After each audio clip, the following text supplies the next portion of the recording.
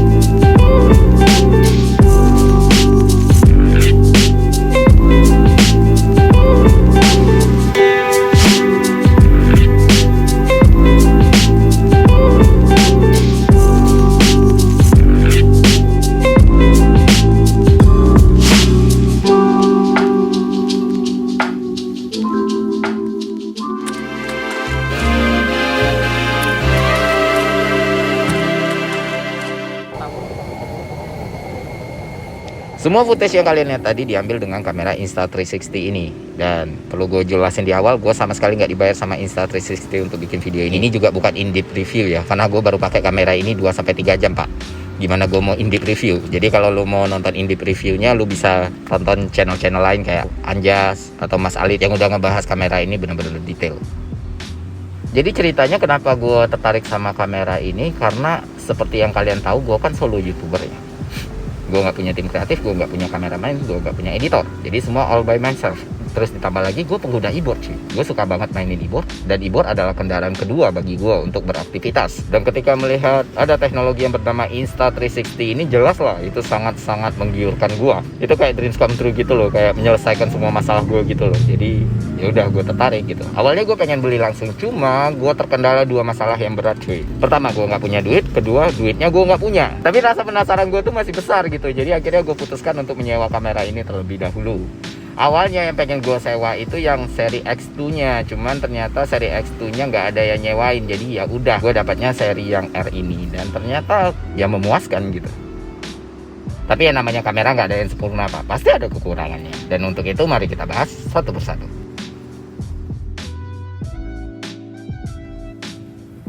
Pertama kita ngomongin kelebihannya dulu. Kelebihan yang pertama ya fleksibilitas sih. Nggak ada frame di sini. Itu footage 360. Apapun yang lu lihat, itulah yang kerekam. Dan ini sangat-sangat memberikan gue ruang berkreasi yang tidak terbatas. Jadi ketika ngambil gambar itu, gue pengen mainin kiri, kanan, atas, bawah, depan, belakang, itu bebas cuy. Kedua, dengan kamera ini lu bisa menghasilkan berbagai macam angle yang unik. Even lu bisa bikin efek drone pakai kamera ini, karena ya fleksibilitasnya tadi. Jadi benar-benar kalau lu punya skill sinematografi dan editingnya mumpuni, kamera ini benar-benar bakal bermanfaat buat. Ketiga, teknologinya canggih banget pak. Jadi ada yang namanya invisible stick. Terus dia juga banyak banget fitur-fitur yang mempermudahkan sinematografer ataupun videografer untuk bikin gambar ataupun bikin efek. Gue sendiri kan nggak terlalu suka ya main efek-efek kayak gitu, kayak hyperlapse, bullet time dan segala macam, karena it's not my style aja gitu. Cuman ya buat kalian yang tertarik dengan hal-hal kayak gitu, kamera ini jelas akan sangat membantu.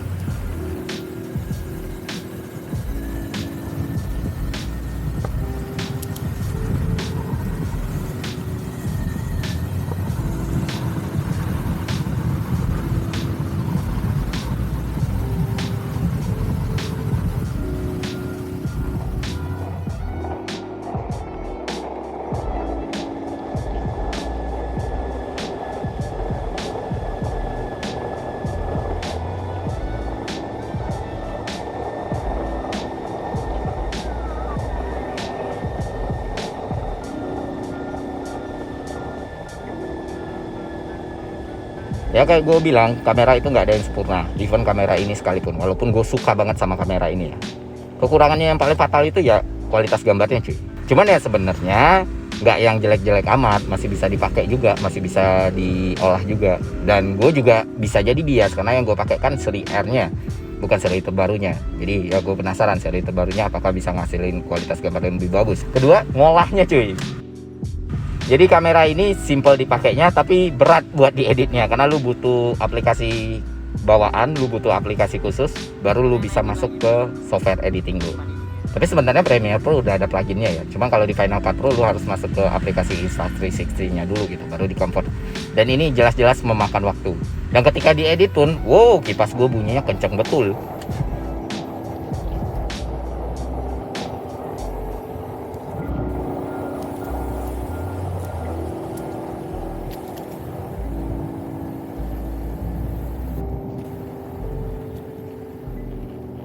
Dan sekarang kita bakal ngomongin siapa yang harus beli kamera ini dan siapa yang jangan beli kamera ini. Orang yang udah punya main cam, artinya lu udah punya kamera yang mumpuni sebelumnya dan lu butuh second cam yang bisa ngasih fleksibilitas dan compatible.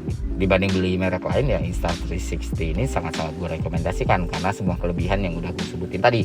Apalagi buat para penggiat action vlog ya, jelas 360 ini dreams come true. Kedua, lu yang punya skill editing dan sinematografi yang mumpuni. Karena menurut gue sendiri ya, kalau lu nggak punya skill sinematografi ataupun editing yang bagus, ini kamera potensinya nggak akan pernah optimal cuy.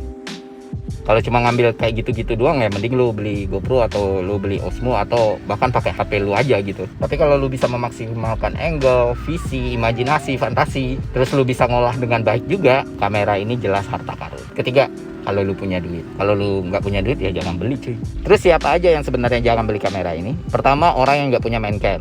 Ya, menjadikan 360 sebagai main cam itu bukanlah pilihan yang bijak sebenarnya.